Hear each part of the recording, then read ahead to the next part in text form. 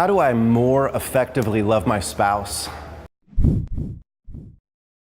In a culture where marriages are falling apart, where relationships are just being destroyed, I think one of the greatest questions we can ask as a married person is, how can I more effectively love my spouse? It's in Ephesians chapter 5, where Paul's writing to the church of Ephesus. He says, be imitators of God and live a life of love. And then later, several times, he says, husbands, love your wives. I want to give you 4 practical ways on how you can love your spouse. Number 1 is die to yourself.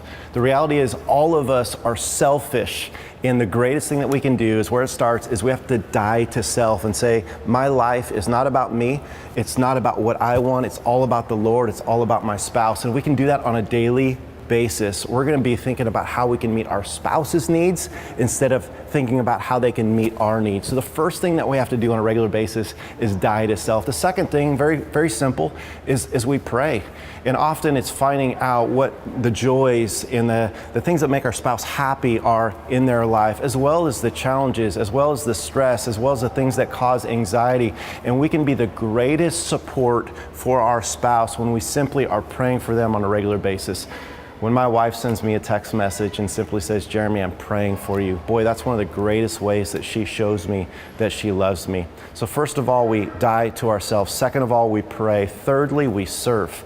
Jesus came to serve, constantly lifting up the other needs of other people. It's when we humble ourselves. And again, for my spouse, when I get home, when I simply take out the garbage, when I do things that make her life easy, transfer the laundry, all those things, it's a simple, tangible way of showing her that I love her through serving her. And then lastly, what do? We appreciate the way that God has created our spouse. And here's what I mean by that. For so many of us, we focus on the 3% that we don't like about our spouse instead of the 97% that we really do appreciate about our spouse.